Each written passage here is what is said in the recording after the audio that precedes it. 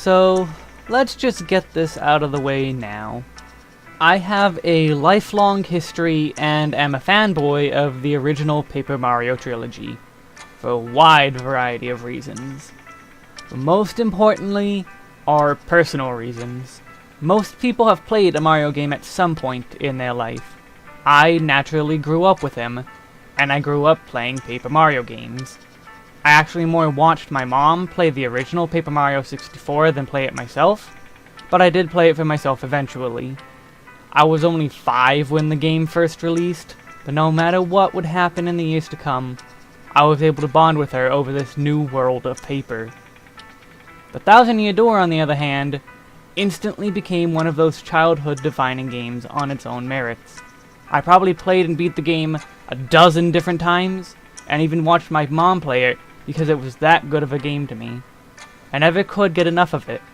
I could never say I was good at it, but the first time I beat the Shadow Queen, it was probably the first time a game had ever made me feel like there was more to it than just a video game. That there was merit to the argument I would hear years later that video games are an art form. Naturally, along came Super Paper Mario. It was different, basically removing all the RPG elements to become a basic platformer, but I was in love with this game too, mostly because of the love of the games before it. It was different, and I was keenly aware of a lot of the issues it had. I'd even gotten the strategy guide to see them even more plainly. By this point in my life, I wouldn't have needed it. I was glad I had it because I was having a blast with the game. I still have that guide to this day. It didn't matter to me that the game was so different, because it was so great to play. But I quickly learned the levels of comedy and the levels of tragedy that this game would go through. I laughed. I was afraid in ways I never knew before. I cried. But the game lacked in being a normal Paper Mario. It made up for it with writing and story that is still near and dear to me. Where the Thousand Year Door had defined my childhood in making me feel relief by triumph, Super Paper Mario defined my teenage years by probably being the first video game to truly make me cry.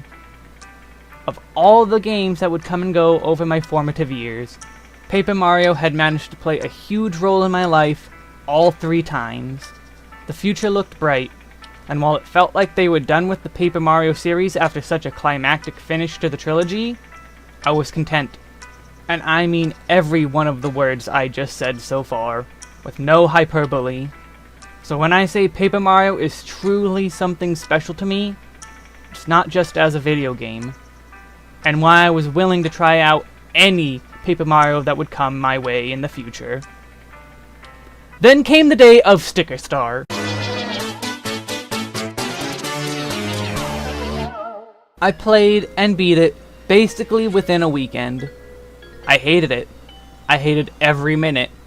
Even fans of the newer games seem to agree that Sticker Star was just outright bad.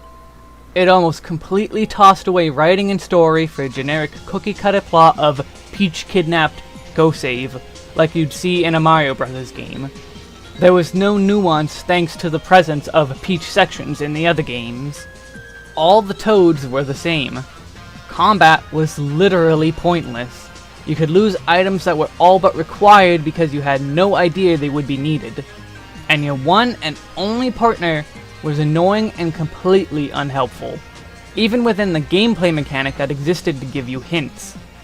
I half-heartedly asked my mom if she'd like to borrow my DS to play it for herself, then promptly got rid of the game when she said no.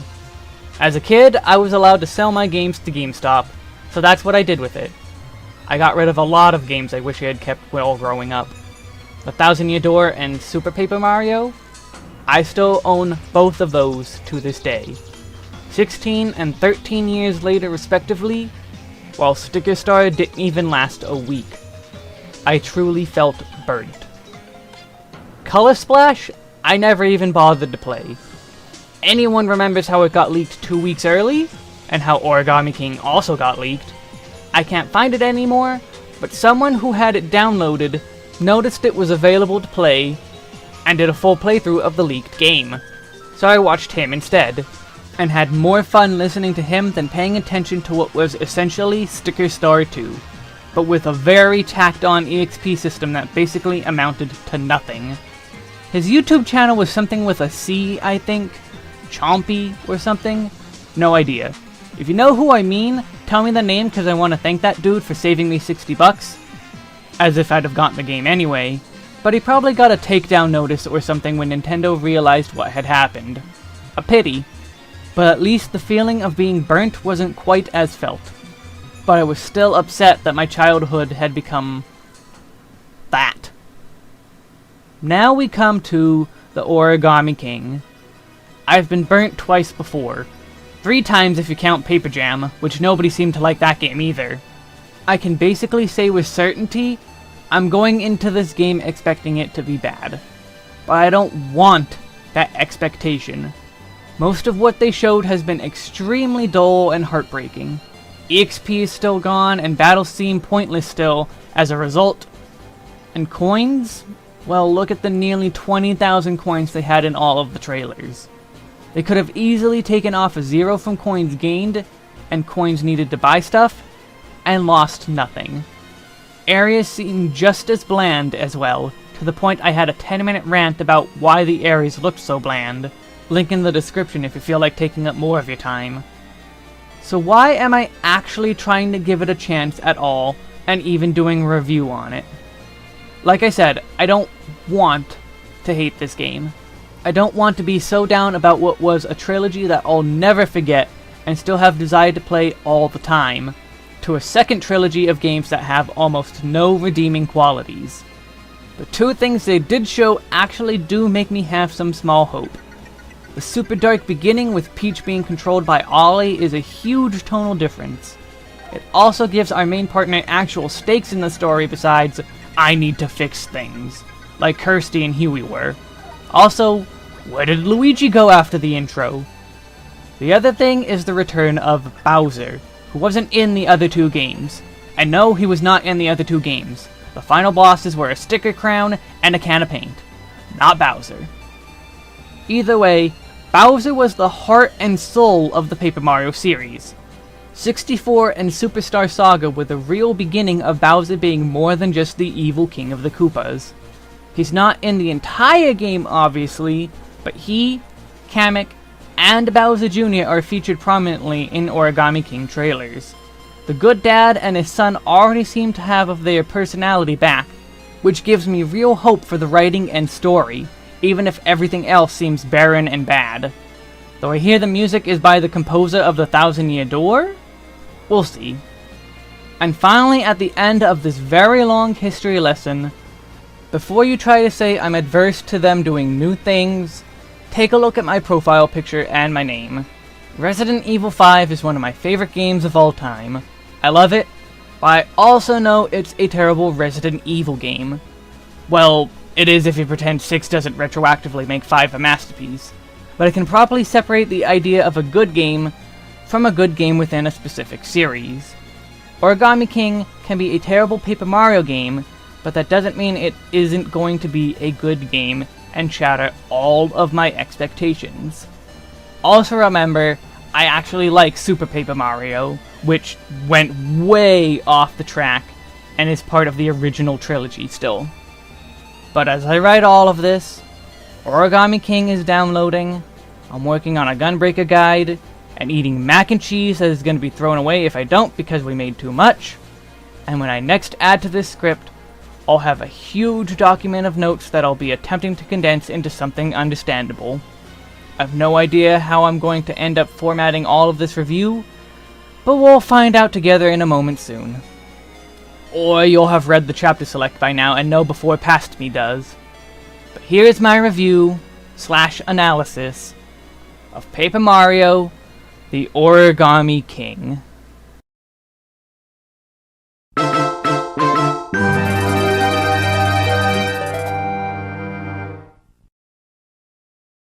Upon first booting up the game, I had a good feeling about all of this. The title theme is probably my singular favorite music piece in the entire game. It's pretty dynamic and does a lot of things. and while I'm very disappointed they didn't have some sort of intro scene of Ollie taking over Peach's castle, like in Thousand Year Door or Super, it allows for more extended listening of the theme. But we start the game and it's pretty standard as we know it from the trailers. Mario and Luigi go to Toad Town for an origami festival and things are amiss. But there's a couple of already decently fine jokes in here, and I had a good feeling about the creepy feeling as we travel on. But my hopes are quickly met with disappointment when agreeing to join the evil origami army is not met with an immediate game over. And the game isn't afraid to just instantly and unfairly give you a game over either. We'll get into that later. So purposefully giving myself a game over sure should have been allowed here. It would have given more weight to Origami Peach's right answer, wrong answer line, when even with giving the wrong answer and refusing to join her, has her plunge you into the dungeons to be folded against your will. But, to stop analyzing every single moment, let's fast forward past the continued creepy tone and clever writing up to our first use of the 1000 folds technique. I had the foresight to see if I could turn off the motion controls the moment I gained control, and thankfully you can! And in a later boss fight you're at a giant disadvantage now! We'll get to that. But for now we have our overworld uses of this, that could have been turned into cutscenes and nothing would have been lost. The more you're forced to do it, the more tiring it gets, since all you do is hover over the wall and guess where you need to start if it's not super obvious. So begins the theme of a lot of the game, blindly guessing and hoping it works. But we free Olivia, get some nice dialogue, and get to saving Bowser, the best character in the game. His dialogue is nothing but gold the whole way through. Or that could just be not having him around for 2 games talking. But I sure feel like all of his dialogue is great. But we finally get into the first battle afterwards, and the music is dreadful. If it was just the guitar and drum track, it'd be fine. But that twang, it's so twangy, it's annoying.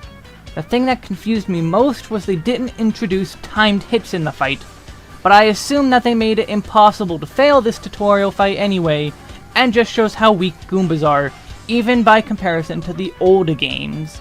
I guess they are trying to spread out the tutorials even though timed hits is a very important thing to know in your typical Mario experience. And they do tutorialize you on it later. But it's just a tutorial, so let's quickly move past it to get more good dialogue, introducing our villain, and making our escape with 500 coins from one battle in our pocket for us to explore our first real area and introduce us to confetti. Another system that didn't get all that much thought, like 1000 Arms. There's something visually satisfying about throwing confetti everywhere, but there's little to no trouble in filling our bag through the entire game. This intro area basically teaches you to just mash a tree and you can fill your bag in no time, with no clear indicator that it's full depending on what's currently on the screen, as the glow for being full is very faint, to say the least. But again, let's save the rest of that for later. We learn how to fill in holes, we do more 1000 folds, and finally get to our first area to actually explore. Areas feel bigger than ever before, and Mario feels slower than ever before, though he's probably the same speed as previous games. But this game is so interested in exploration compared to most of the games before it, the fact you're so slow hurts a lot. But hey, at least the game rewards you with 1000 coins basically for walking every 5 feet, which, again, we'll get more into that later. We progress more, meet some trees, hear a much better main battle theme than the tutorial fight, go through a really awkward dance scene, and get to save our first Toads. The game makes it so obvious to save the first Toad, it may even force you to, since the game has no problem forcing you to do stuff at specific times later in the game.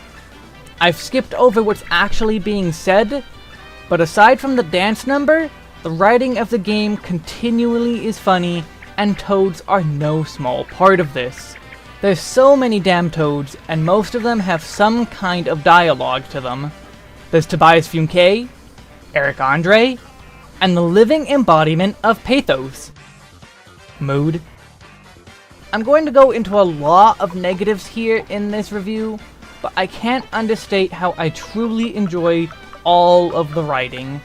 Well, not all of it is great, some of the toads are huge blunders, but the vast majority of the toads gave me a light heh, a chuckle, or even burst out laughing. The writing is the sharpest part of the game by far, even if other things I feel lack. I just wish they didn't completely basically get rid of the creepy tone after escaping the castle. But we make it back to Toad Town for the final gameplay element we'll be experiencing often, Paper Machos.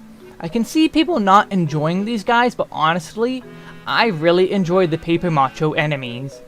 They almost all exclusively follow the same basic formula of dodge then hit them, but it's a change of pace I welcome personally. But Toad Town further shows off how bad the movement speed is, since this place is so huge. There's even a pipe in a really bad spot to quickly move you across the map, and a really weird NPC that can sell you a speed buff item for 50 coins? Why is this a temporary item you can buy, and not just a run button? But without talking about every story bit and such, that covers the intro section.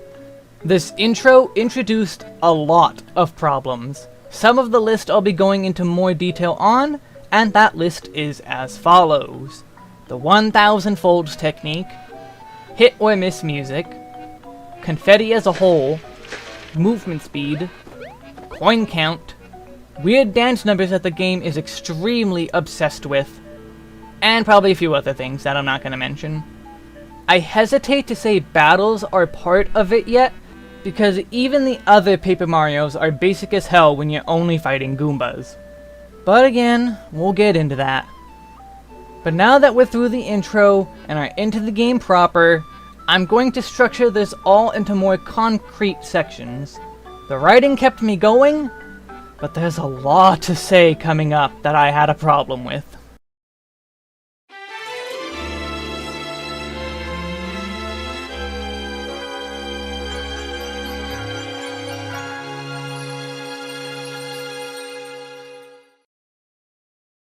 To get most of the positives out of the way, I mentioned liking the Paper Macho Goombas, and this holds for the entire game. At no point in the game did I think, this is boring or bad, while fighting the Paper Machos, to the point that I am sad that there aren't more Paper Macho enemies. While the general fight loop of a Macho fight is always just dodge then counter, they are all different enough to feel like new fights every time. A Goomba only mindlessly charges forward, Koopa dashes much further, and there's even an island in Chapter 4 that is a gauntlet of Paper Macho enemies.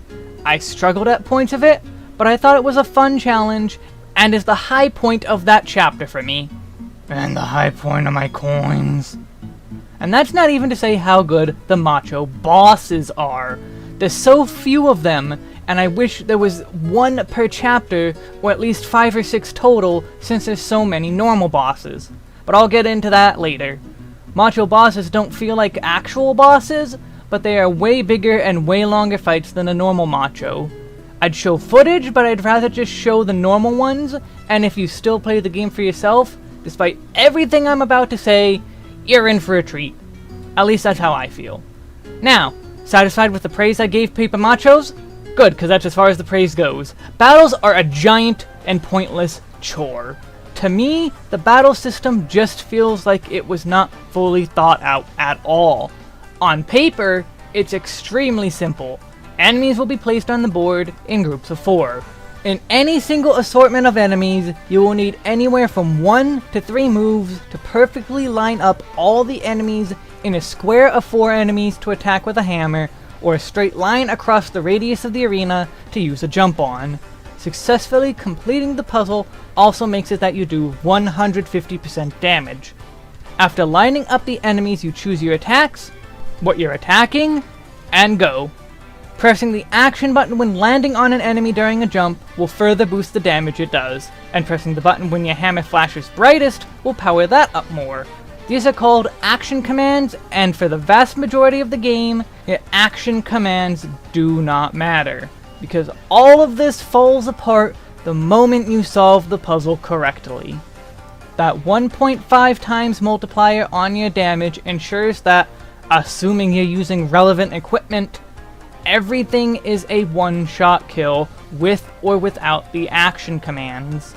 Enemies are purposefully made to be more fragile than paper.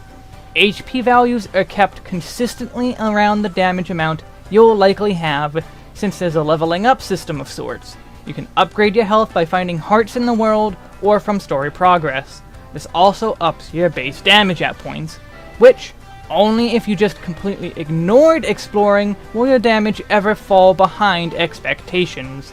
But you're basically guaranteed a level of power that keeps pace with the game, in addition to equipment. I keep mentioning that you have to use relevant equipment, but that specifically is talking about more powerful versions of your attacks, and sometimes items that work similarly to your basic attacks. The game gives you plenty of equipment for free, and if you need more, the shops charge such a tiny price for the equipment tiers you are on. A pair of iron boots is only 300 coins, and that's the reward for a basic Goomba battle clear, 300 coins. And you find so many coins in the overworld itself.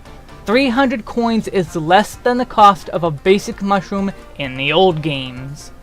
And since the number of coins you are awarded per battle is increased as you go on, you'll still only ever need 1 or 2 battles to buy whatever you need. Especially because equipment has multiple uses. It seems like the base number of uses is around 10, and it only gets higher from there. So even if you have to do multiple battles, one equipment piece will last you so long that you get 3 or 4 new ones in profit. As you progress, you get even better equipment, and even using the relevant equipment of the previous chapter, there is only maybe one enemy type that will live even with a perfect action command per chapter. In chapter 2, it was Sniffits. For some reason, these guys are super beefy despite not looking any different compared to normal enemies. The game even purposefully pairs them with much weaker Shy Guys to deliberately make you use a worse attack and cause them to live beyond a single hit. And on top of all of that, there is no way to tell that these enemies are any stronger except for the fact they are a new enemy type. But a new chapter can introduce 3 or 4 new enemy types, and all but one will be as weak as everything that came before, to the point of not needing to use the new equipment. There is no tattle mechanic or HP values shown at all times like in Sticker Star, no peekaboo accessory, so it all comes as a genuine shock when you run into an enemy with actual HP. That again you have no way to know until you fail to kill it the first time because you're worried about wasting the new items. But if you use those new items the moment you get them, like the game seems to expect you to do, everything immediately goes back to one-hit kills, because the game fully expects you to be using that 1.5 times multiplier every fight. Your goal is literally to solve the ring puzzle, and then the actual fighting part is just there to waste your time, since you actively have to do everything wrong to have the enemies live beyond a single turn. Everything compounds into itself to turn every single enemy into the same Goombas you fought constantly in the tutorial area. There's only 1 or 2 whole enemy types that actively do things different that might trip you up, including things you could never figure out. Like how about ninjas can't be attacked with hammers? They're the only ground-based enemy in the game that do that, so how do you know that until you try it? Maybe the Toad audience says something, but the camera pans so slow and what they say is random enough to not generally be helpful, because another kind of damage preventer, spikes. Some enemies are spiky, and some of them not obviously so. One enemy later I wasn't sure of, and I waited a full 30 seconds of the camera spinning before the first Toad actively said the enemy was spiky. I had a feeling it was, but I wanted to make sure. So tell me again, how do I know ninjas dodge hammers until I fail? I don't, or waste a significant portion of time guessing that I need Toad advice about this one random enemy type I'll never see again. But again, it's only 1 or 2 enemy types, and the rest are all just Goombas with a different skin, or spikes. At that point, what is the point here? The actual battle portion of battles is almost entirely able to be thrown away anytime you successfully solve the puzzle, which again is the goal of the puzzle section. Just have the enemies instantly explode then or something. Why make us waste the time? There actively does come a point in the game where the basic attacks are not enough to kill any new enemy types you see, and so you're forced to use equipment of some kind if you want to kill enemies in one shot. But by this point you've probably also noticed that they give you enough equipment that you can just skip to the newer stuff, which just guarantees almost everything will die in one hit with the damage boost, but even without action commands anyway. So again, why bother having the equipment system at all? Why bother with any fake enemy variety? It's enemy variety that's not any different to what came before. They all die in one hit as is intended, and if you take damage, the attack patterns aren't any different or tricky enough in their own rights to make the enemies feel unique in that aspect either. Everything comes down to being exactly the same through the entire game. Later on in the game, it becomes common to see 3 or 4 groups of enemies in a single battle at once. So you end up solving one single puzzle, and then have to watch Mario slowly kill off every single one just to finish the battle, even though everything's guaranteed to die as long as you don't pick the wrong attack. Which basically just boils down to 3 choices of boots, hammer, or iron boots. Which iron boots end up just being a stronger version of any other similar boot, so you'll just use iron boots for everything, because why not? You have enough of them. The battle will give you enough coins to buy 3 more anyway, so might as well just use iron boots every single time you need to use a jump. You actually just have to mash the buttons and not pay attention to actively pick the wrong attack. I've done it, but it was completely my fault, and my fault for mashing the buttons alone. It wasn't because the game got one over on me, or it was a strong enemy. It was because of my fingers hitting the buttons way too fast and not paying attention. If I didn't do that, I would have killed everything in one turn, like I do in every other battle. So what's the point? Giant rant aside, there is the chance you failed to solve the puzzle. Or you did use the wrong attack because you button mashed like I did that one time. Or it's one of the whole 2 enemy types that might do something unfair or special, like be immune to damage types that you have no idea or no way to know that they would be immune to. Either way, in some way, you failed to kill the enemies in a single turn. They will get to counterattack. Depending on the enemies and the number of enemies, they can do a ton of damage at once, to the point of it being comical at points if you extremely screw up. But because you probably did kill off some of the enemies at least, you won't be hit that hard.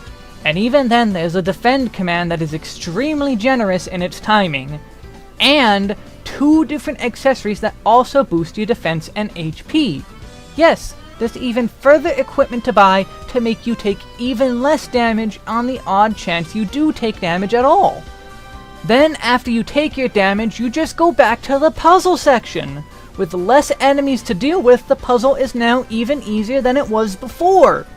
If you had to set up 3 sets of enemies on the first turn, and you killed 1 or 2 sets of enemies only on that first turn, you only have to solve a new puzzle based on the enemies that are still alive. So you failed to 1-turn kill, but you're all but guaranteed to kill them on the second turn. So again, what was the point of all of that? You have so many things stacked in your favor that the actual battle portion of fights is just pointless. All I can see is that executing action commands correctly gives you more coin bonuses than just winning the fight.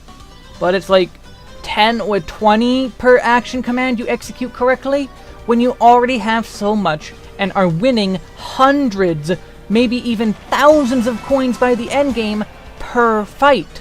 It'll add up eventually, but so would doing 1 or 2 extra fights that would take just as long as any other fight. But it's not like you need all that many coins, but we'll get into that later. For now, my finishing line on the actual battle half of battles is, fuck the hammer. I still don't know how to time it properly beyond when the red part flashes. Not that I need to know how to time it, it's just extremely annoying that even after beating the game, I still can't constantly get perfect action commands on the hammer. I miss the blinking light system. But I've also started to mention the puzzle side of the battles a little bit. I glossed over it since the battle part is such a waste of time, and I wanted to get through that. So let's finally get to that puzzle portion. You have 2 different ways you can move the panels. There's 4 rows in the circle you can rotate, and 6 columns you can slide, since both sides of the circle are affected by a slide, and extend into each other when you cross through the middle or across the edge. In general, this is a very simple system. In practice, it's still very simple, except for a couple of rare patterns that are genuinely very confusing. For the vast majority of the game, the puzzles are pretty obvious, but I could see some people having problems. But when you do get a genuinely confusing puzzle, you get super confused. The first time I ran into a puzzle that was confusing to me was in Chestnut Valley in Chapter 2. I needed 3 moves to move a single Galumba into the group, and I could not for the life of me figure it out. I spent like 3,000 coins extending the timer. I even took a picture and stared at it in the Switch's album menu to cheat, and I still could not figure it out. I just took the damage from the enemies that were left over and went on with my day. Later that night in bed, I kept thinking about it and had the eureka moment of the solution. The next time that enemy pattern showed up, I solved it instantly. Did you figure it out while I was staring at this? Because here's the solution now.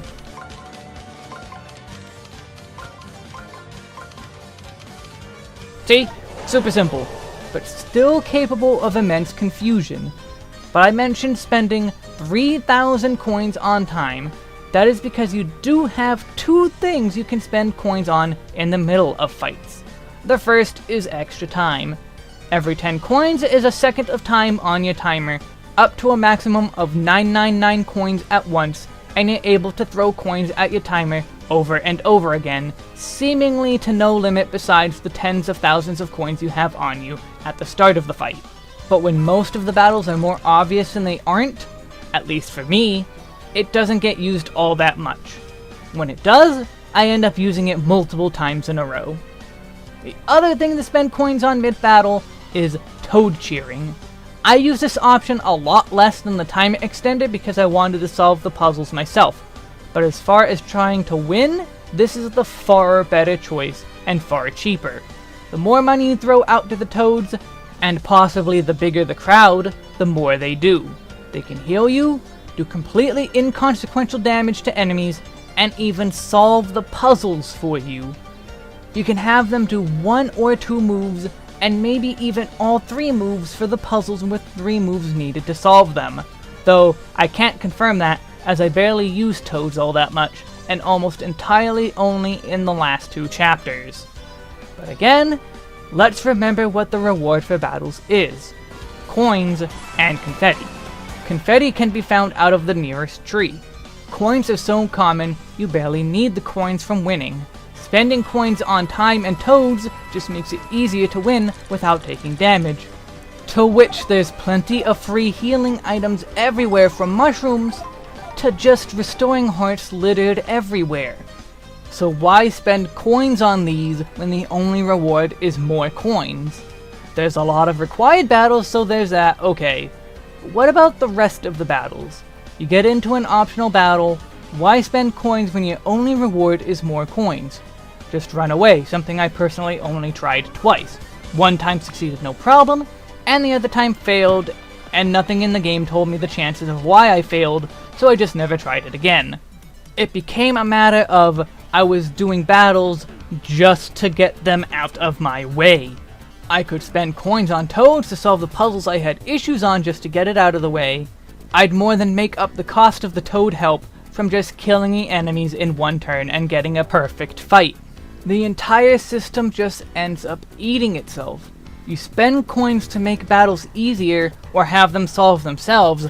Oh, and there's another solver item I didn't even find out about until after the 5th streamer was cleared, but is available far sooner, so not even extremely casual players need to spend coins half the time. To just earn more coins that you use to buy better accessories and nothing else, to make the battles you don't have any reason to do beyond the required ones easier, as you one-shot everything because you get plenty of free gear to one-shot everything, and if not, you can buy those too for almost no cost to do the battles that aren't worth your time and get it done faster. There's no actual core gameplay loop. There's no real progression since everything is constantly and always supposed to be a one-hit or at worst 2-hit kill. You solve the puzzles and then the battle is almost always guaranteed to be over from that point. Or if you failed, it takes a little bit longer.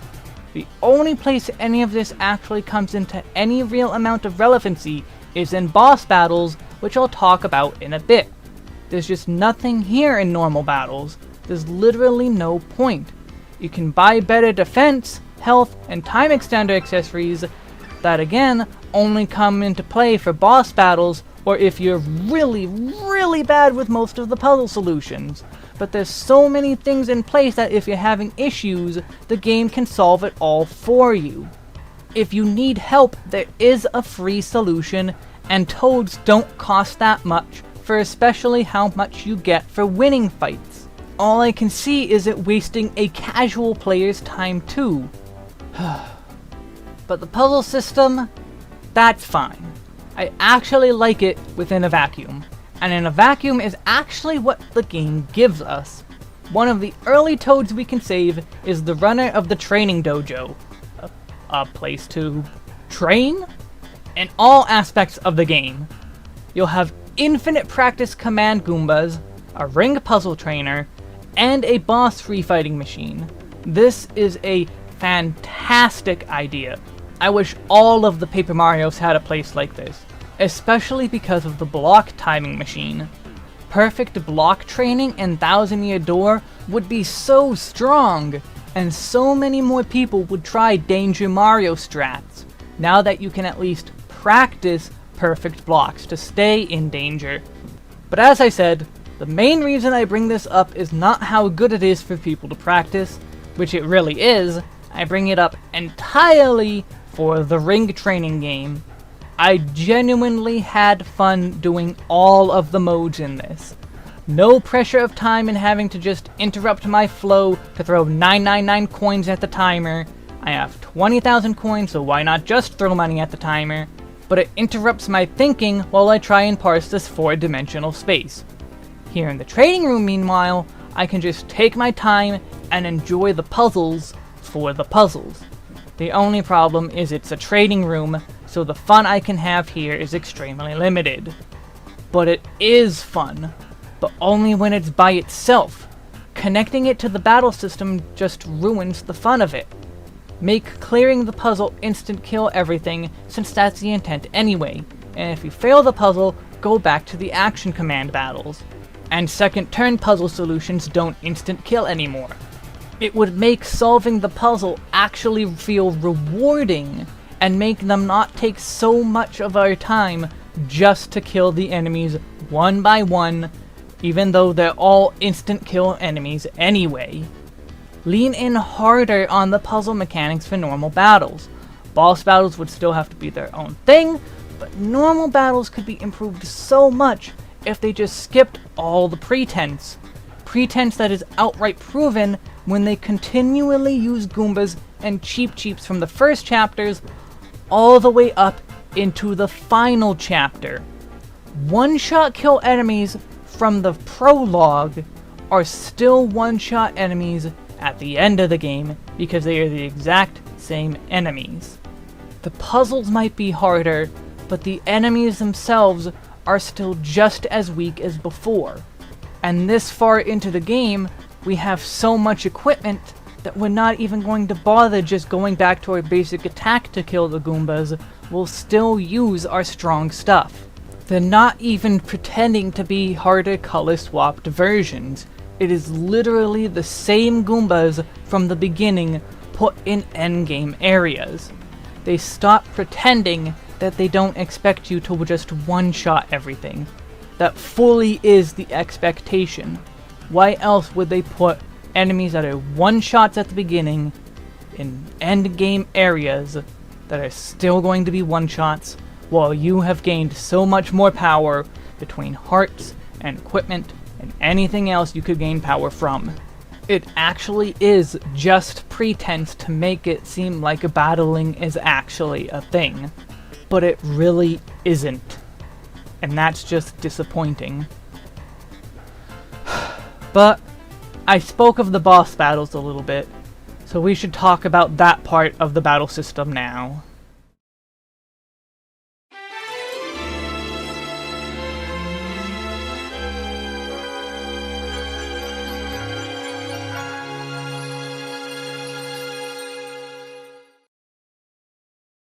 For all the problems with the normal battle system, boss battles somehow manage to be even worse than that. Rather than lining up enemies, you start on the outside of the arena and line up a path to the boss to attack them within the number of board changes allowed. You have to start on an arrow and end on one of the special symbol panels that are attack, 1000 folds, and in later fights, Velementals. If you don't, you lose your chance to act entirely and it becomes the enemy's turn. So the goal becomes, make a path using the arrows to the endpoints, but there's also chests you can pass by along the way. These chests can contain coins, hearts, or even other panels to use, some of them extremely required, like the on panel. 1000 folds and Velemental panels are off until you walk over the on button, so you have 2 requirements to use those that can be very powerful, and sometimes outright required attacks. But all of this seems okay so far. Stay with me here. Your first boss is with the Earth Velemental, and it serves as our tutorial. It's so much of a tutorial that there's literally only one path to take on your first turn. You have no other options but to start and end in one specific position. Which, that's actually good. That's not the problem. The problem is what comes as we continue. Every single turn in the Earth Velemental only requires you to use spins of the arena. Just spinning. You clear the boss with no trouble at all with just spins. The first Legion of Stationary boss, Colored Pencils, also only needs spins. Why was there not a tutorial to need to use slides? The fact they are so heavy-handed in the other tutorials, it comes as a shock when they don't remind you about sliding tiles, and actually made me think you couldn't for the first half of the game.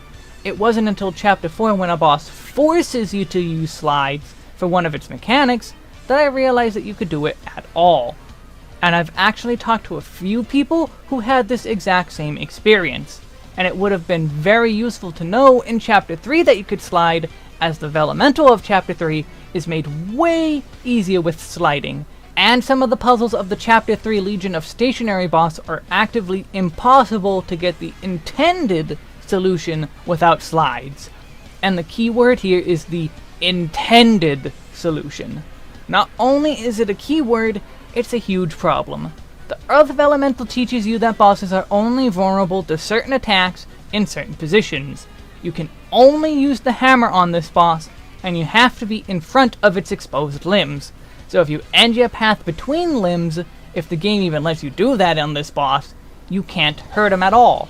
But after this first boss, it becomes a lot less railroaded. There becomes anywhere from 3 to 4 possible arrows within each of the rings, so even not knowing you can slide and only spin, you have 3 or 4 arrows you can even start your path from, and anywhere over 10 arrows across the entire board. But there's not just one attack plate anymore either. There can be 2 or 3 of those too across the board. and a 1000 folds panel or two, and a Vellumental panel or two. There ends up being anywhere up to 5 total ending panels per turn, and that's just the panels. Remember that we can spin them so that the actual number of ending positions is even more. So we have to find a path, chart the course around the ending panels we want to avoid, and make it to the panel we want to do an action from. But which panel is the right one? Well, there's hints that you can pick up along the path that usually outright tell you the solution, and most of the time it's outright impossible to avoid the hint. So if you already know what to do, you get told multiple times in a row what to do by the game with no way around it. But let's pretend you don't know. The hint will tell you. It tells you it's just a normal attack you have to do. Alright, cool! The hint also says you need to be behind the boss, which you aren't going to be. How were you supposed to know this? You don't. You guess. You have to guess and check, and if you fail, do something else the next turn. That's not how a good puzzle is designed. Some of the time you can logic it out what you have to do, like how the Earth Elemental you are outright told you have to attack its limbs, especially the tail, in the dungeon leading up to the boss. None of the other bosses have this though. None of them. Colored pencils, the other Vellumentals, the other stationery, nothing. You have to guess what the right action is before you even start charting your path. Sure, sometimes it is obvious. People saw it in all of the trailers that there's a rubber bands boss. I instantly assumed that it was pointless to attack it and just went right to using the 1000 arms technique. And I was right. You flicked rubber bands, hitting them with a hammer won't do anything, so let's do that here. Okay. What's your goal here? In the previous turns you get behind the boss and close the lid of the boss to make it take a lot of damage. Well, you can't close the lid now, that's not gonna work. You jump on it, hammer it, or be in front of the boss and just grab the chain gun of pencils. If your guess was grab the spinning barrel of a chain gun, you either notice that it's hyper-specific, or you're a liar, or you've already played the game. Or, how about here? The boss is weakened. By now, you've learned that bosses should be hit with the 1000 arms technique when they are weakened for massive damage, like they're giant enemy crabs or something. So we should do that here, right? No. If you do that, the boss fully heals. You were close though, you do want to do that, but only after the boss has been completely killed and is used purely as a finisher. Despite the boss right before this one literally being completely immune to all other forms of damage, and 1000 arms was your only choice. If it's obvious, you just chart a course. If it's not obvious, you just have to outright guess. There's nothing in between. They mean them to be puzzles, but the arena is the puzzle. Making the path to the answer is the puzzle. Having no idea what the correct option randomly is not a puzzle. That's just guessing, and it's not good. It's not fun. It's unfair and just makes a 3-minute boss become a 10-minute boss because you couldn't know. Especially when most bosses are on constant cycles. They repeat their cycles over and over. Action 1, action 2, repeat.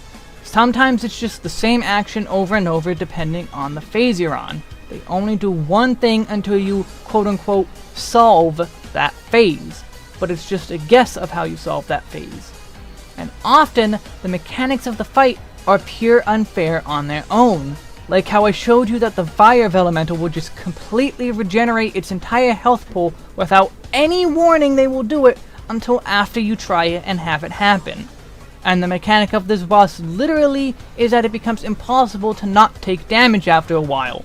So many feathers fall into the arena that there becomes no path to the next finish you want to do that won't cause you to take damage.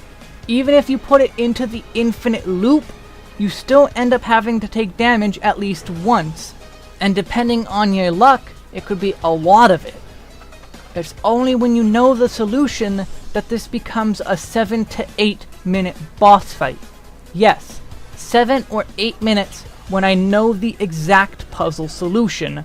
Take the absolute number of turns as far as I can tell, maybe only able to shave off 1 in total. Most of the bosses take over 10 minutes while knowing what to do, mostly because, again, the actual attacking phases are all but dressing to make you think you have any actual combat input. Using the relevant equipment, just like in the normal battles, basically guarantees your actions do the bare minimum you need them to do, especially since half the time your damage isn't even from your attacks.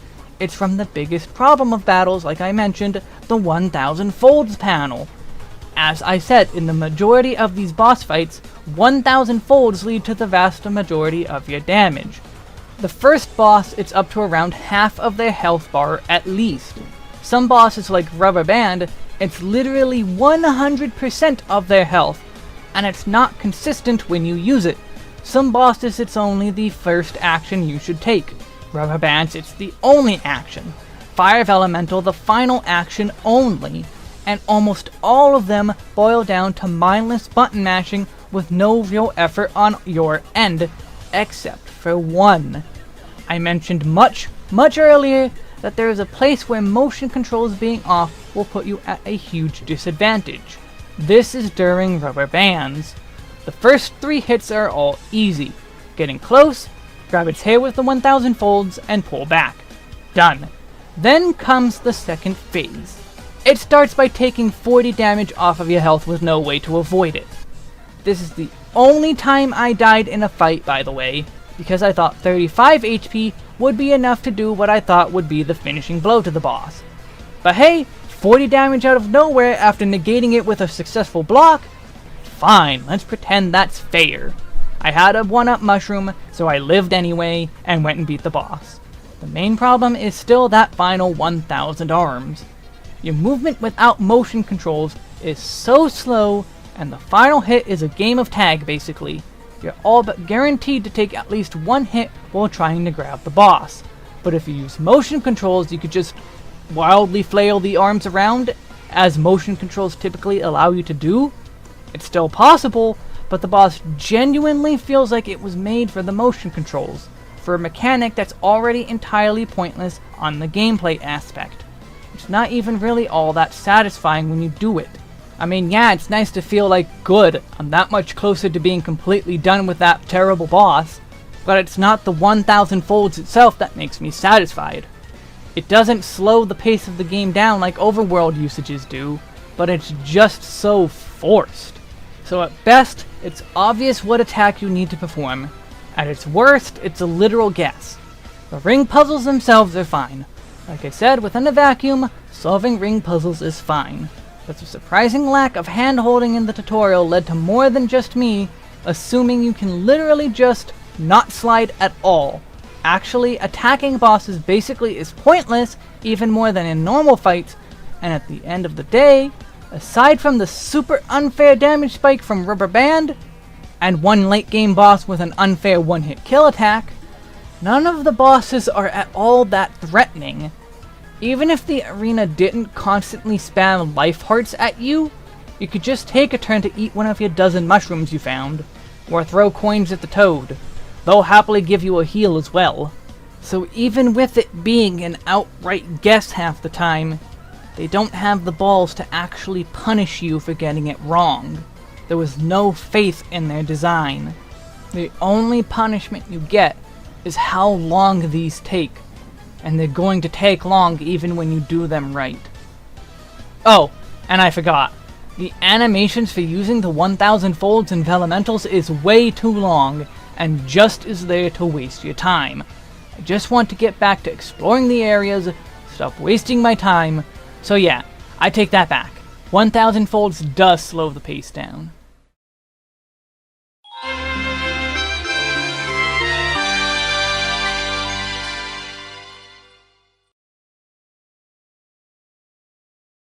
Let me start this section with saying I am a completionist, even with games I typically don't like. I go for 100% completion as much as I can. At the time of writing this, I have somewhere between 95 and 100% completion, and after recording this, I may even go for the last bit of percentage.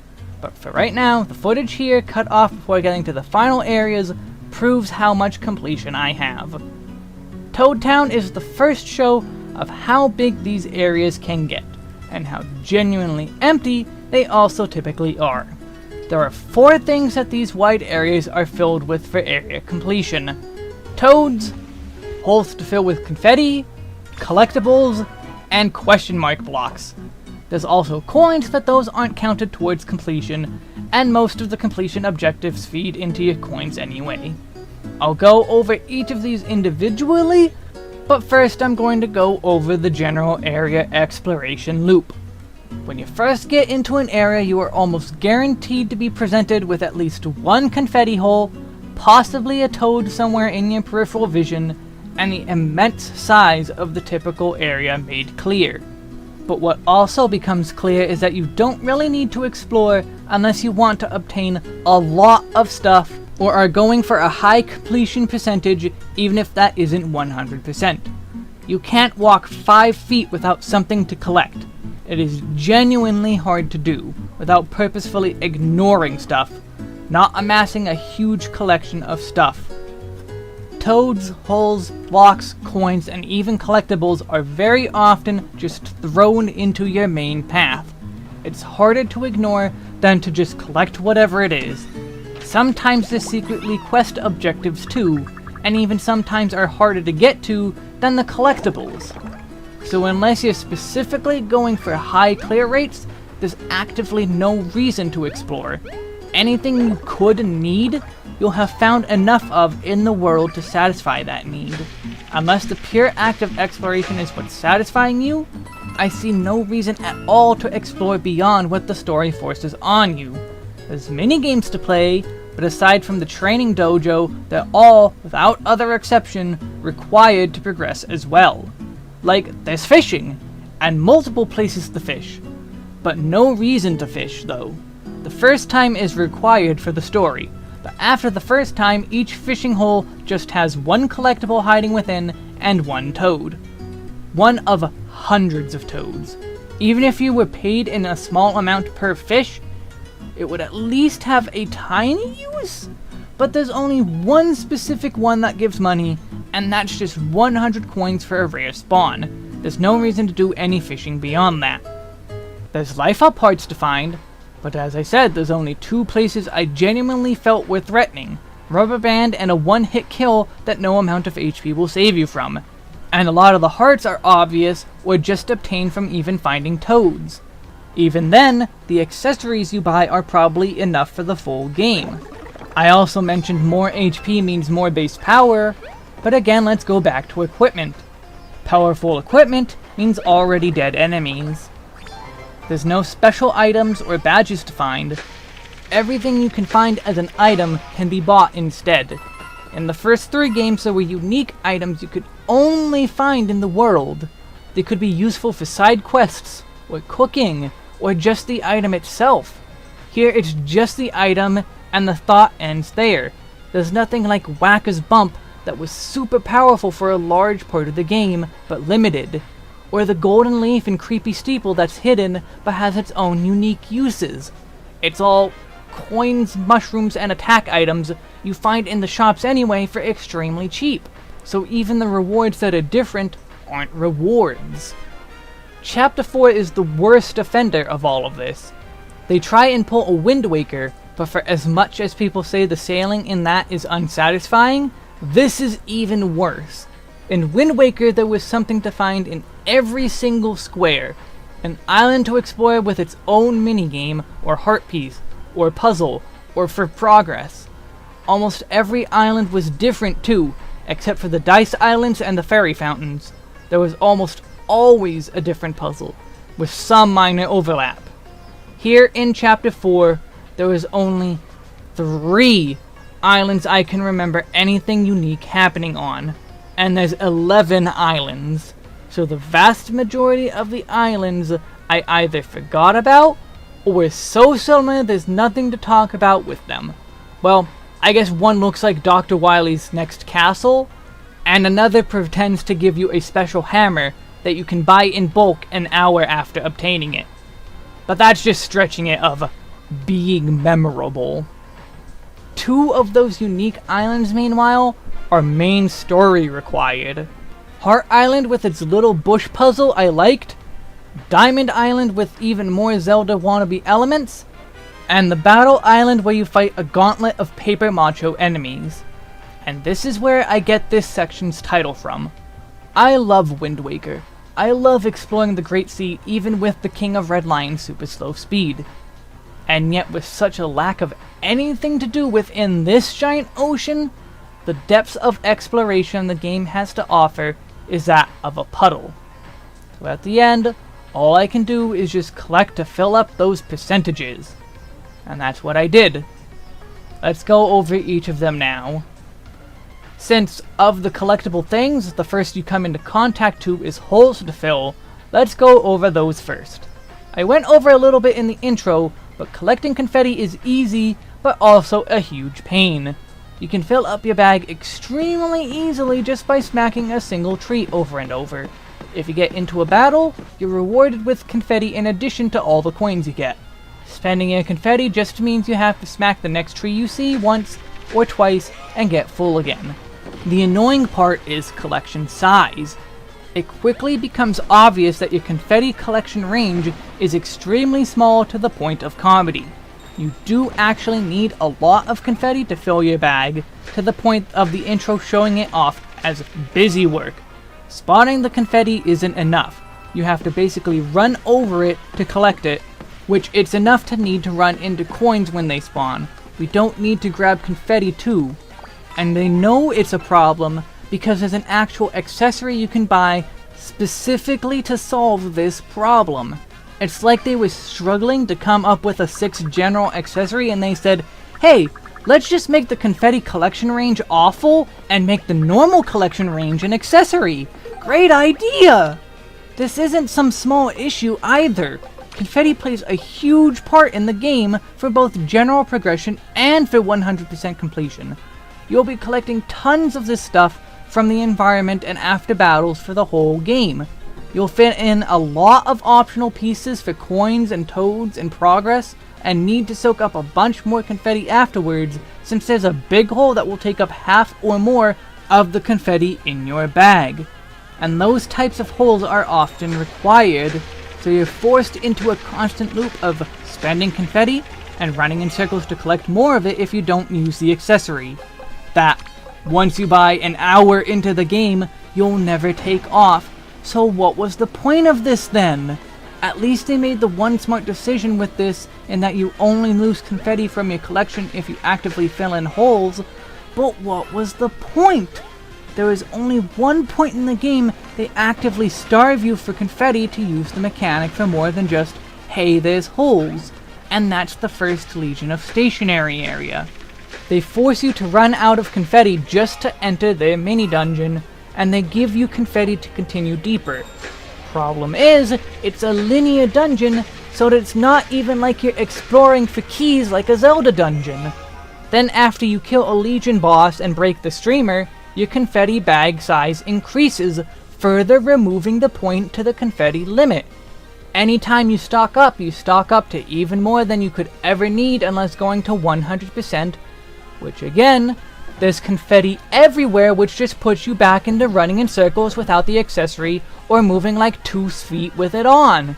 It's like the mechanic is there specifically because there's actually nothing better to do to keep the world interesting.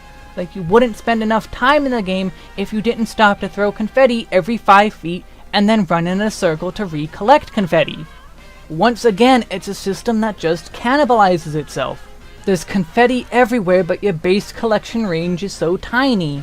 But then in the first real area of the game, you buy an accessory to make that no longer a problem, and you'll never have to take it off for any reason. So why have the size in the first place?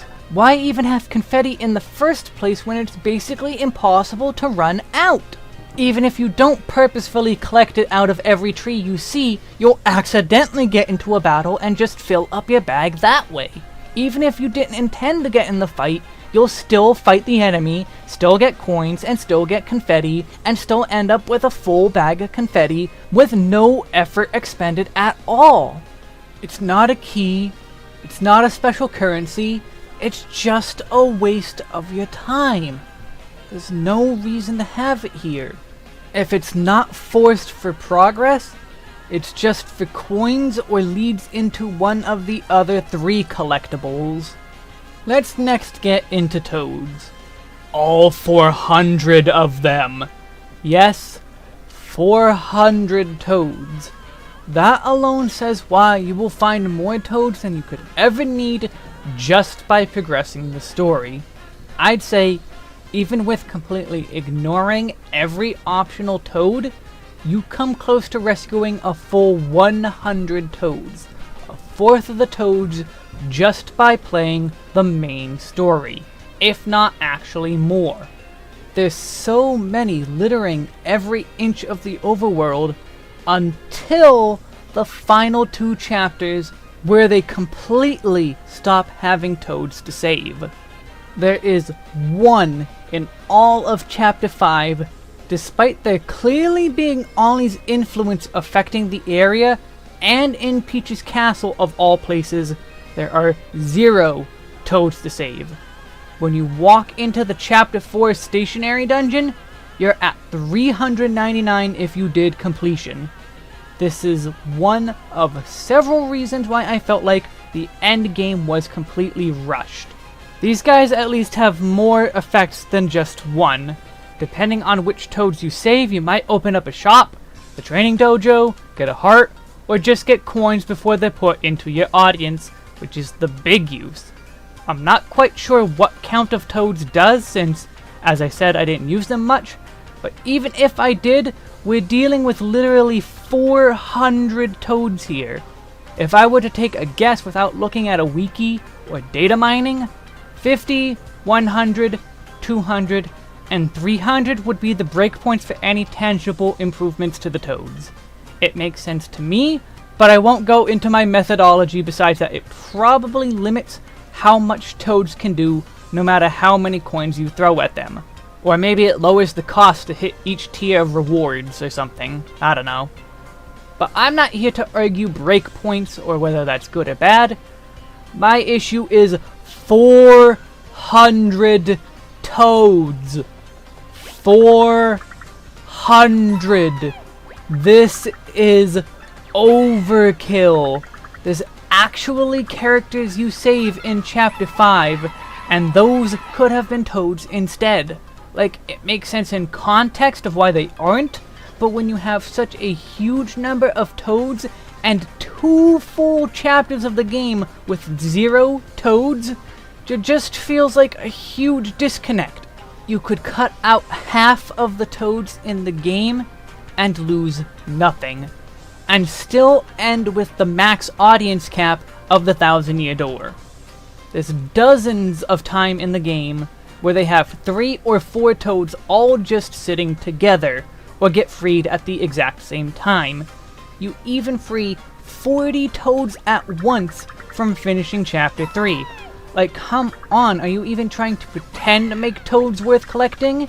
If you cut every instance of saving multiple toads at once into just single toads rescued, I am convinced you'd run the counter down to half of what it was. But again, I feel like it's so high because there was nothing else to do in the world, so they just filled it with toads. Like Breath of the Wild. That has 900 Koroks, so you do just randomly trip over them like you trip over toads here. Korok seeds have a tangible effect that was immediately obvious. Even with constantly using toads, I had to make up breakpoints just to make sense of how big this number really is. There's also a few toads that have literally no rescue dialogue. The only reason I could see them having so many toads is to keep all the writing they do for the rest of them. Like I said much earlier, I do like a lot of the dialogue, including the toad dialogue. Some are funny or clever, or the Tobias Funke, and I'm surprised they let that one through of all things. If all of them came with a clever joke, I could see that being in itself reward enough. But they don't. There's just too many for that. Even with a lot of them having good jokes, a lot of them still don't. With no good segue, let's move on to question mark blocks. This one I kinda have the least issue with, kind of. It's kinda normal, find a block, hit it, and you get an item or coins or collectible. You learn very early on that there are invisible question mark blocks like normal, but the game heavily implies that all of the invisible blocks you find have some sort of obvious hint to find them. This is not at all the case. The act of having invisible blocks is fine in itself, but when the game implies that you can find them all by being observant, it kind of angers me, because you can't. The other games never pretended that you could. You needed Watt or Miss Mouse, and then it was super duper obvious about going back and re-exploring areas for blocks if you wanted to. And it's no different here, but there's extremely weirdly 2 systems to find hidden items. There's an accessory that warns you when you're near an invisible item. There's a version of this for toads and collectibles too, but also for toads and question mark blocks, there's a special radar that has an annoyingly short battery life and no convenient way to recharge it, but going back to where you unlocked it. So, the best use of both of these is when looking for the last toad and the vast majority of invisible blocks. Like I said, I have no problem with needing something extra to find all the hidden blocks. And maybe it's just me that took it this way, but the game made a point of telling you to watch for the hints, which they do for a good number of the blocks, but the implication rubs me the wrong way. But consider this a personal problem, I guess. Maybe nobody else took, wow, we should keep an eye out for this, as most, if not all, question mark blocks will have some sort of hint. Either way, you get coins, usually in bags of 1,000, equipment, and some items. It's the usual affair. I already went over my issue with items and equipment, so let's move on to what the unusual in question mark blocks is, sometimes having collectibles inside them. Collectibles are collectible. There's an accessory to tell you when you're close to one. What did they do? Nothing. Have fun, completionists.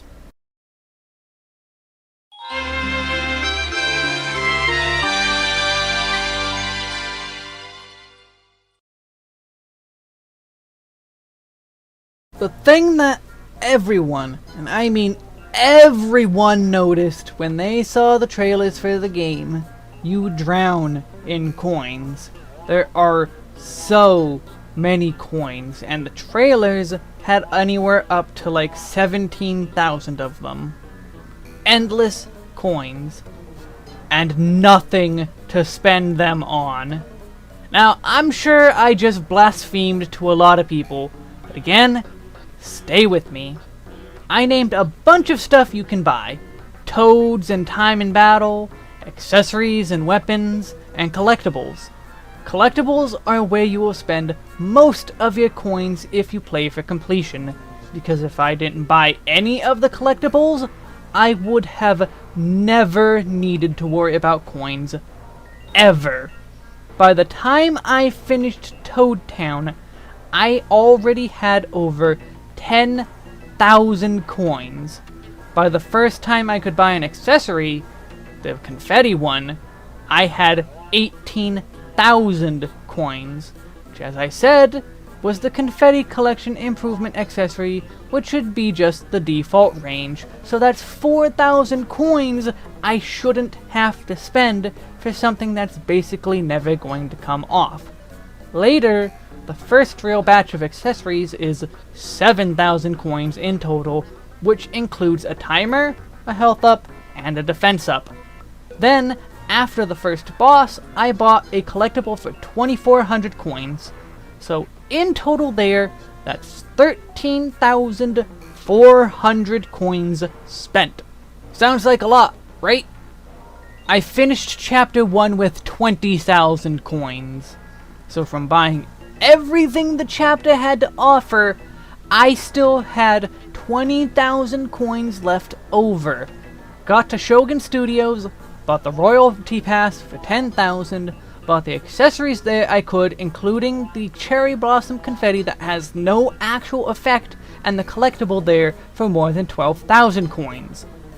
Only fell under 10,000 coins when I bought the treasure finder in Chapter 3. I never fell back down to 10,000 coins until that much further in. And then I ran out of money to buy all the new accessories in Chapter 3 when I got to the town. Okay, we're finally getting somewhere. I actually shouldn't have spent 12,000 coins on stuff I literally wouldn't have any use for. I should have saved my money.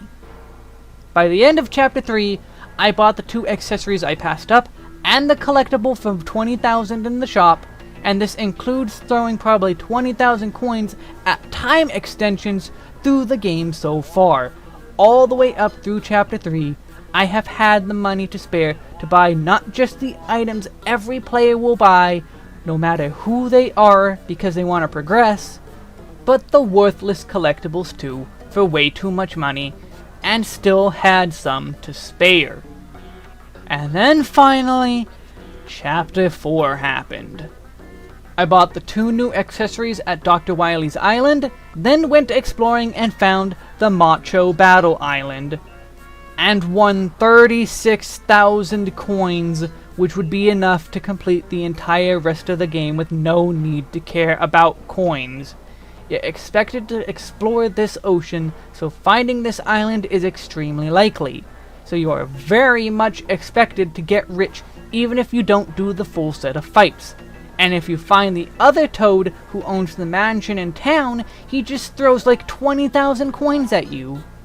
By the time I got to Chapter 5 and had to buy the shop stuff there, I had 80,000 coins. And I still had tons left over after buying everything. When all is said and done, by the time I beat the game, I had over 45,000 coins and was able to buy the final collectible you can purchase for 35,000 coins. I had even spent a good 10,000 coins on equipment for the final dungeon, which was a waste because Chapter 6 is shorter than the prologue. This final, post-game unlockable collectible cost me less than what the one island in Chapter 4 gave me. Well, to be fair, it cost 70,000, and I just happen to have the 50% off membership card that if you're buying stuff you're going to have no matter what, so you have no reason not to get 50% off. Cause just the other collectibles is totally not going to get you to 50,000 coins alone.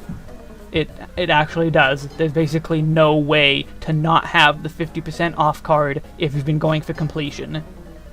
So even with buying literally everything optional or otherwise, throwing coins at timers and toads, throwing money at the story, everything, I still had enough left over for what was probably meant to be the final endgame reward and grind.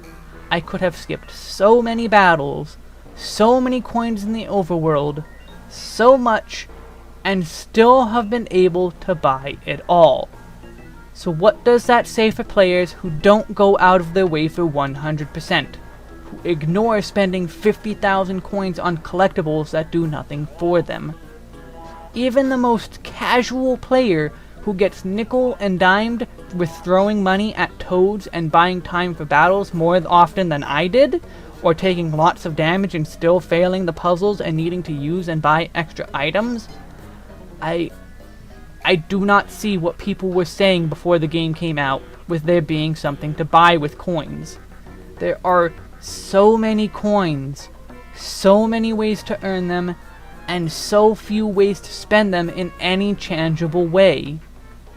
What was there to buy with coins? Do tell me, everyone who insisted there was stuff to buy.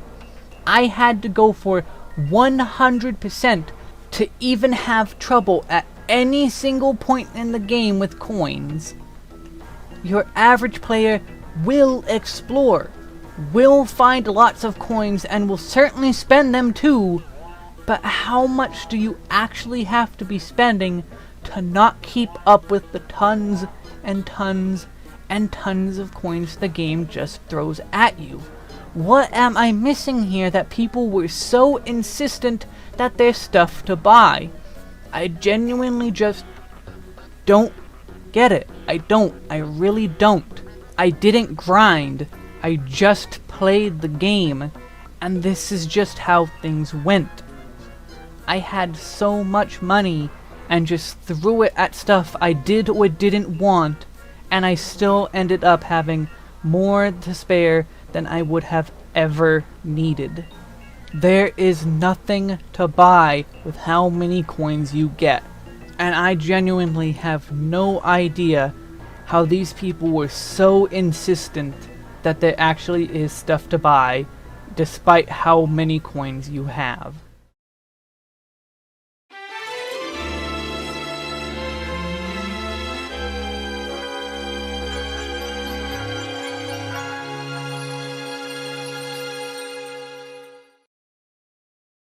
I've said it many times so far.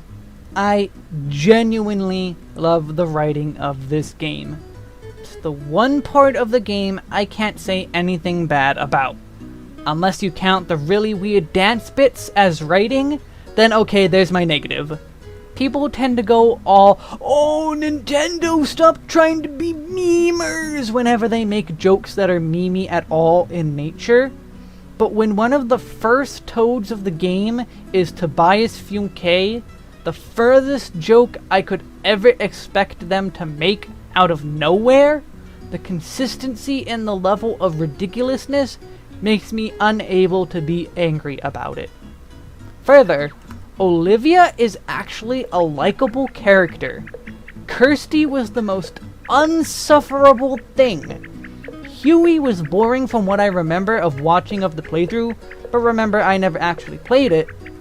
But Olivia actually is likable. It's a miracle that they made a partner that's likable. And they even made a few. Technically, Bowser is a partner, and every bit of his dialogue is amazing. Bobby actually was a surprising dark horse win for the game. Professor Toad wasn't much of a character, but for a stereotypical archaeology nerd, he was cool. And the character you meet after Chapter 3 is one of my favorites. I don't want to say who that is, but I genuinely liked them. The threadbare, basic story also had surprising moments. Again, I won't go over them for anyone who doesn't get turned off the game from this review, but for what little there is of story, the story is nice. They at least also made Ollie a character, where the villains of the last two games were literally just the abstract concepts of a crown and black paint. His reasoning for being evil is dumb, but they even managed to make that a likable aspect of the story. Like, I do want to talk about what makes it all so good, but there's too much I enjoy about it that I feel like I'd spoil it just by throwing contextless jokes at you. This section is super short and nothing compared to the sections that came before, but because I want to let the people who still intend to play enjoy it. I appreciated it that much that I don't want to ruin it for anyone who will still play. But I will do spoilers in the next two sections, as there is one piece I definitely do want to cover in more detail.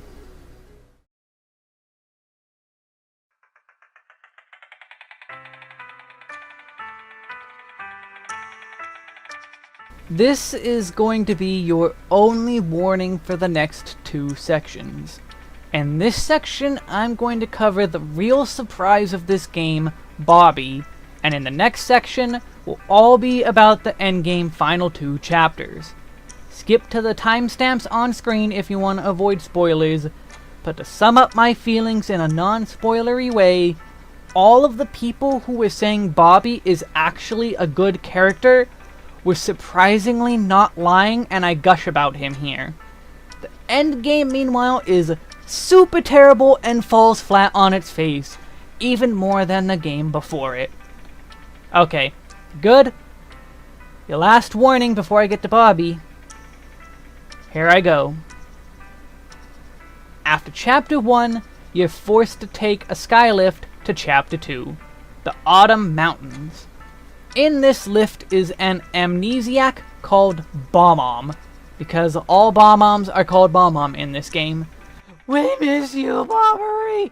Olivia fails at understanding this and starts calling him different names, which is more endearing than Bobby himself first is. He's dumb, pretty incompetent at everything, and the first section of this area is basically all about repeatedly finding and rescuing Bobby from one thing after another. He becomes more and more unlikable until you finally keep him around for the rest of his stay.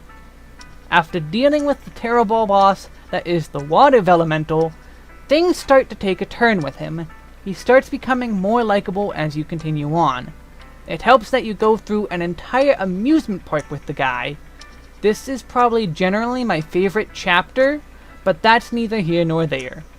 The point is, his personality becomes more developed and less annoying. Sure, he's stubborn for some stuff, but in general he seems happy to be along for the ride, and even being stubborn is at least a personality trait, and not just, whoa, wacky hijinks cause he's incompetent, which is its own character trait, but it's not handled well in my opinion.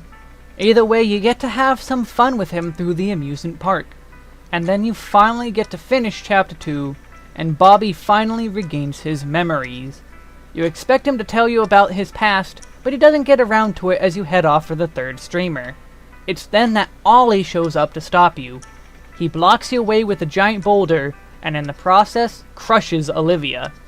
It becomes a mission to save her, and Bobby has the solution.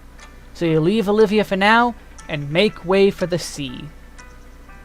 The two of you find yourselves at an abandoned cruise liner, the Princess Peach. Bobby starts reminiscing about the ship, telling us that this was actually very important to his past. We soon find out that he and all of his Bomb-On buddies went on this cruise together, when a paper macho blooper attacked. Bobby's fuse was knocked out, and he was knocked into the ocean, leading to his amnesia.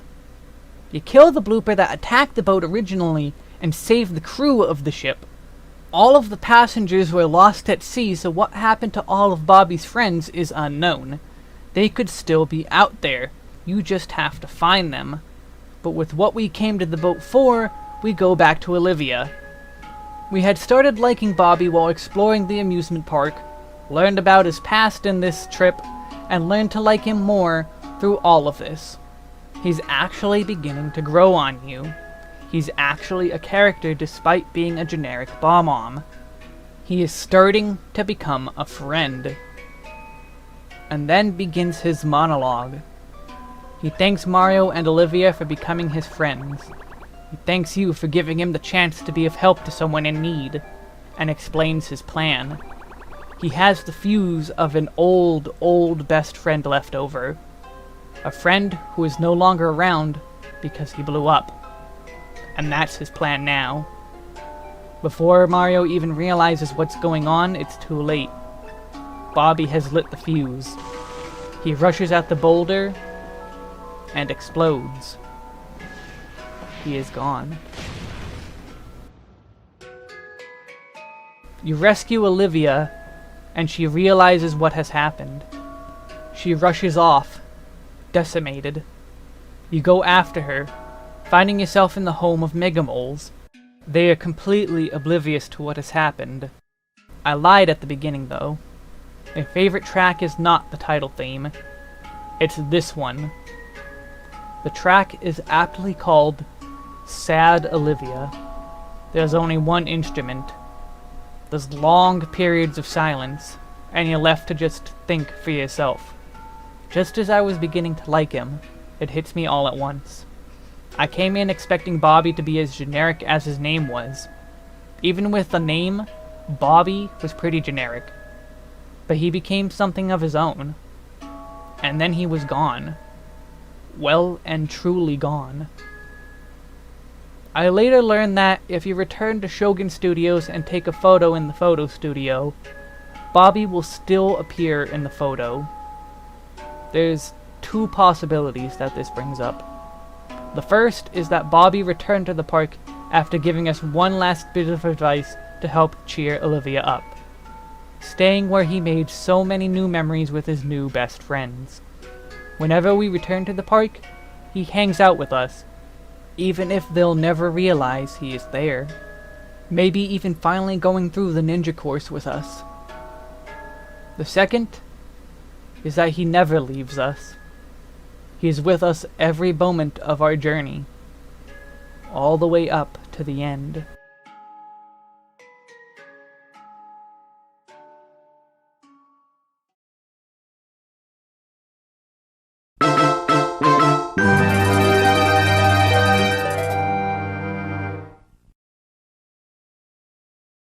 After defeating the 4th member of the Legion of Stationery, that as an Italian I don't know if I should be offended by, we have the most pointless "do you have all the Velementals" check ever.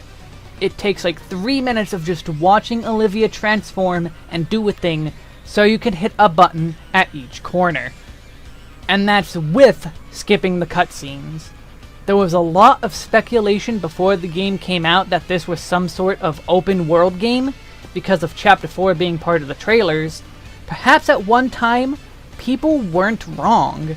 In an open world Paper Mario, this Velemental check would make a lot of sense.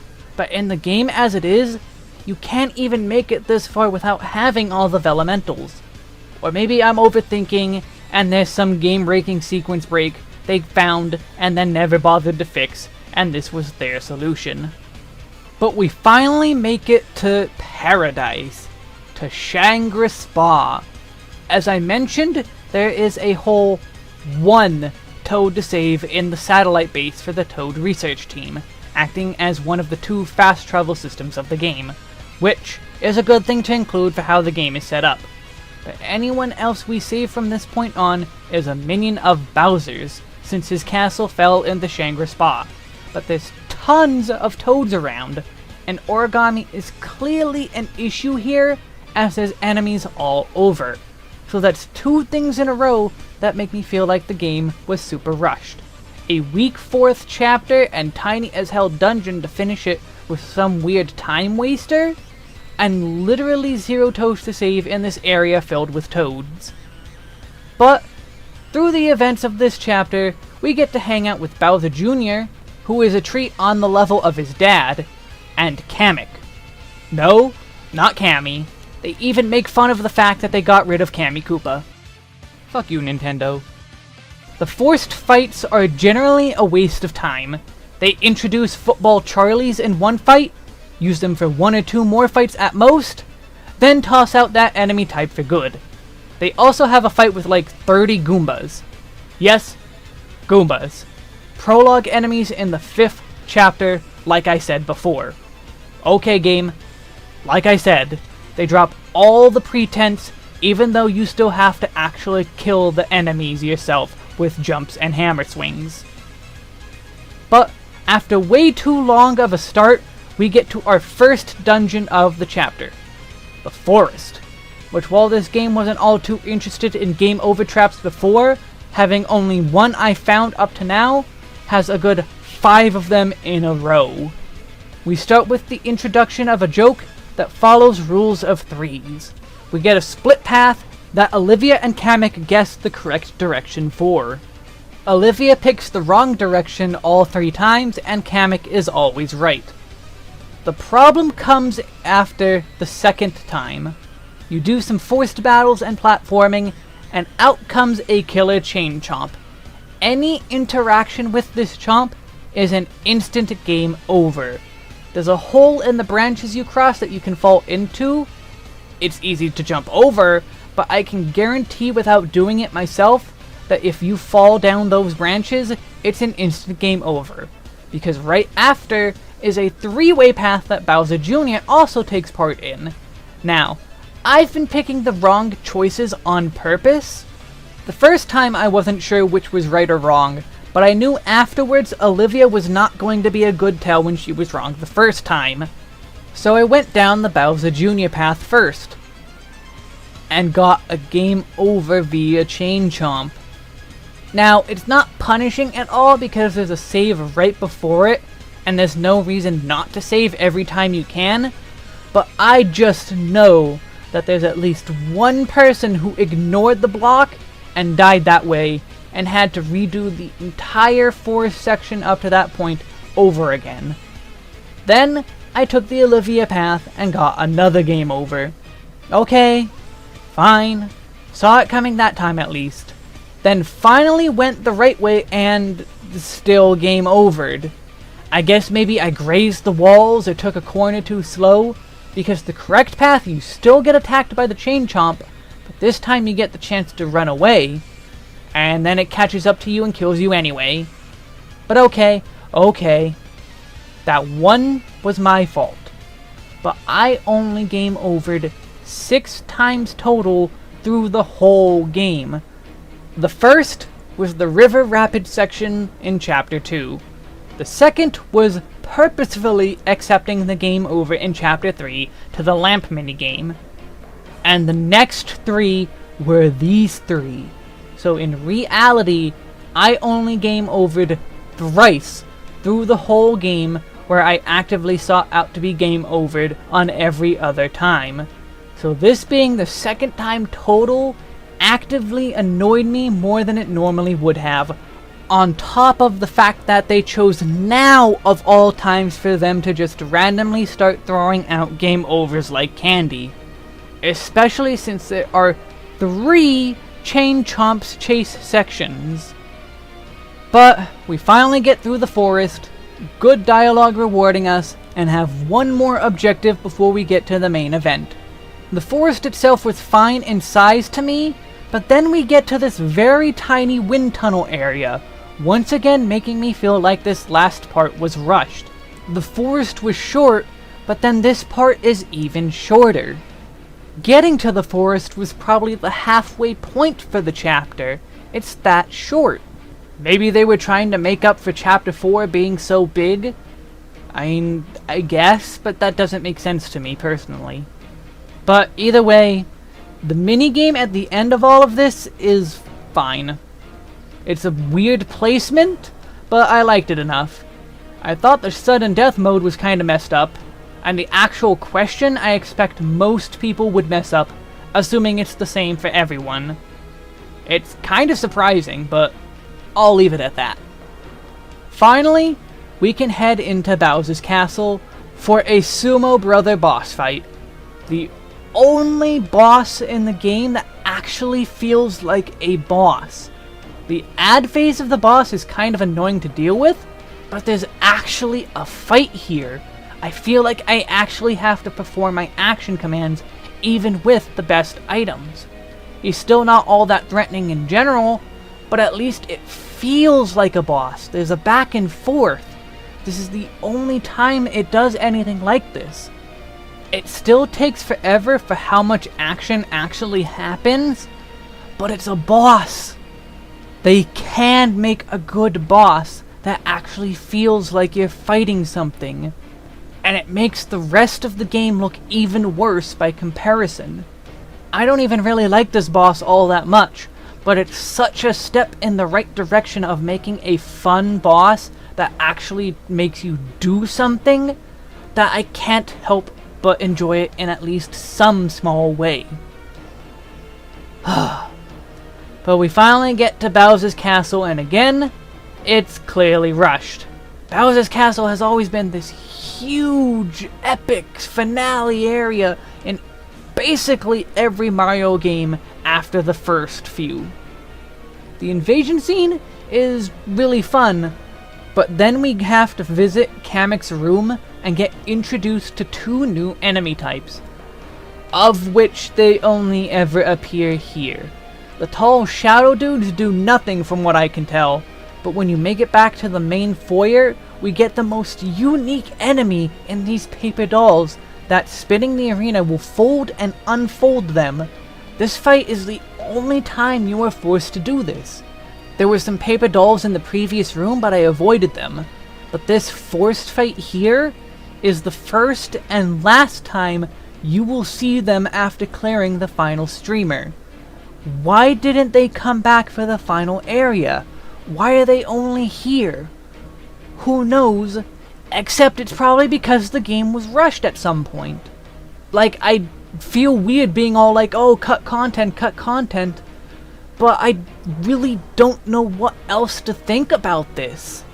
It's a normal enemy that actually takes advantage of the puzzle part of fights. You actually have to do more than just pick a position and go. You have to account for the folding and unfolding. The second wave even forces you to fold up the enemies, unfold them, and then refold them again just to get them into the right position. They could have done so many unique things with all the different enemies of the game, and this proves it, but they only use this unique enemy the one time and never again. Why? Continuing on, we get another boss fight, and I genuinely do not know what causes this fight to be a victory. The first 2 times you just have to do some damage to it, do a couple hammer attacks and you're good. The second phase of the fight becomes rock, paper, scissors, and I do not understand this fight.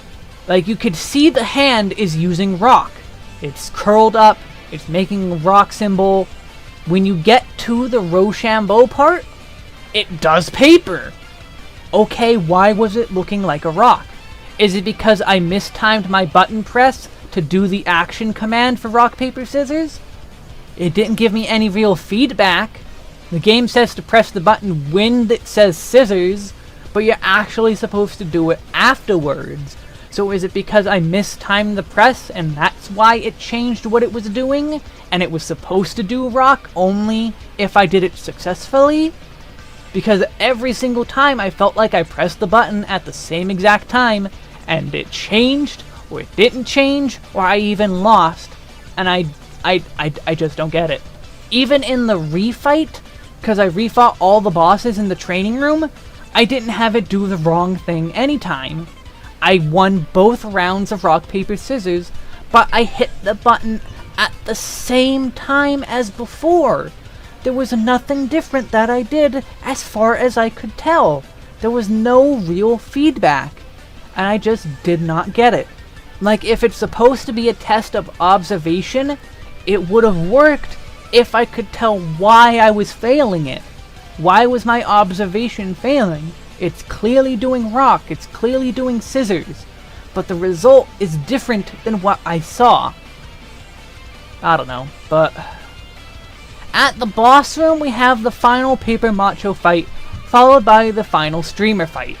And if these two being one after another isn't feeling rushed enough, it gets worse later. But I've already talked about how much I love Paper Machos, so I'll just get right to scissors.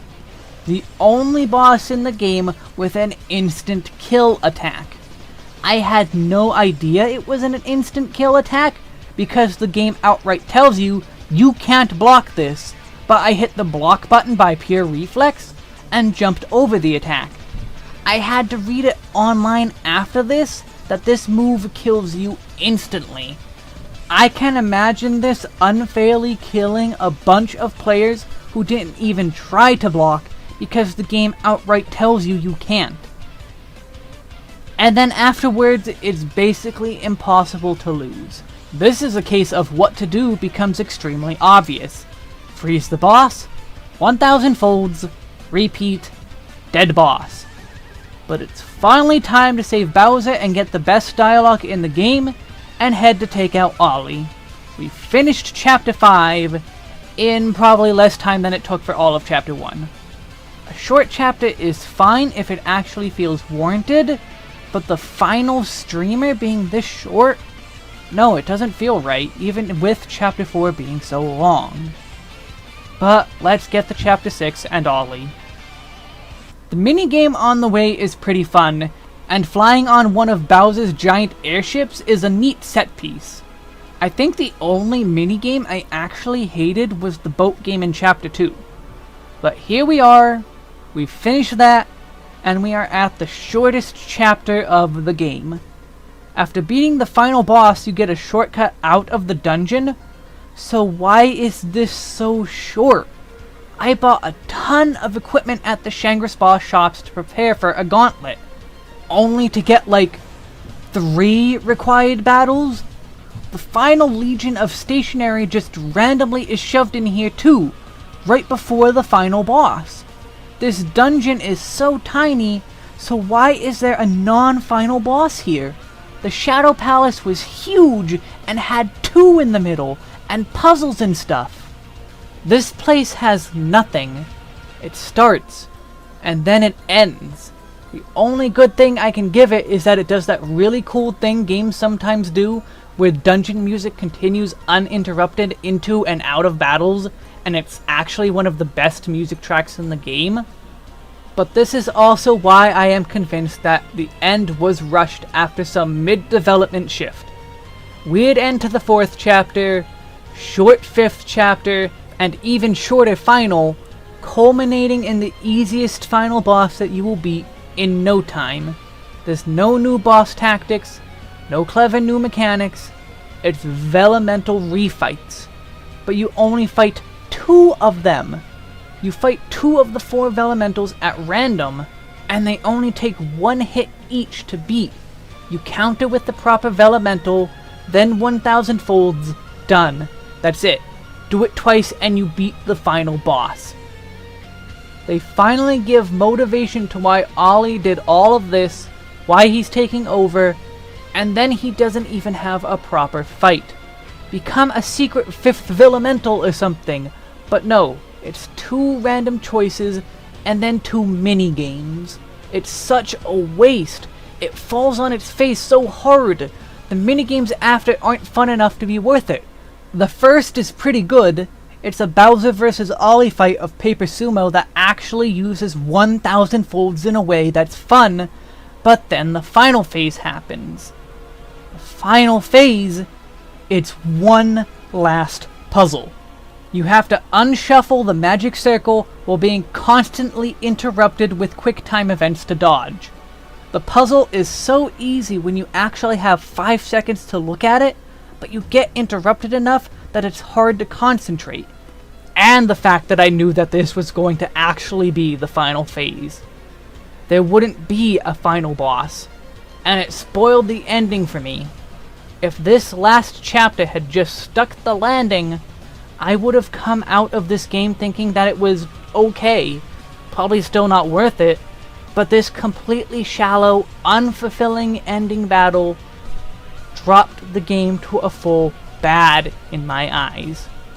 Also, this puzzle section is where I got my last game over, because I didn't understand what I needed to do, because I kept getting interrupted, and by the time my eyes finally figured out what to do, time had run out. But before I go on any further rants, we've beaten King Ollie. And we actually kill him. He finally repents with Olivia, finding that his reason for being evil was actually a wish for him to be a great king. His dying wish is for Olivia to use his body to make a paper crane. Crane number 1000, based on a Japanese legend that 1000 paper cranes would grant you a wish. Earlier in the game, we met the creator of Ollie, and found that Ollie created Olivia. So when Olivia makes the crane, she makes the wish knowing this, wishing for all of the origami created by Ollie to be undone. This is touching and further heartbreaking for reasons beyond the story. Olivia is a character I did like through the game, but sadly with this new direction they are taking the series, they can't really leave any loose ends, and I understand that much. As far as taking Olivia out of the Mario universe, this is a good way to do it. But I can't help but feel worse about it than just the sadness of her wish removing her from existence. She is a character I would genuinely be happy to see return in another Paper Mario. As if I'd ever give the next one a chance like this. But it just feels so forced. But my pessimism aside, she undoes everything Ollie did, including herself. Mario and Peach explore the Origami Festival together. Bowser and his minions are there too. But Mario can't help but think of Olivia, especially when the pair comes up to the Origami Castle the two were meant to rule over as brother and sister. With this melancholic end, we say goodbye to the world within the Origami King. I like this end, I do. But the final chapter had so much potential to make me eat all of my words. I can't help but feel extremely disappointed in that, the chapter leading up to it, and the fact that Nintendo will never let this series be as truly magnificent as it once was, both in gameplay, music, story, everything. This final just confirms everything I wasn't ready to truly accept. That this was going to be bad. That almost everything that made Paper Mario truly great, and would still be truly great about it, is gone. All they really have left is writing. And even then, Sticker Star had barely any of it. Color Splash was a step in the right direction, and this one actually seemed to have some amount of story and writing beyond just the basics. If they make another, are they even going to bother? The fact that they ended with taking Olivia out of existence? I don't think they will.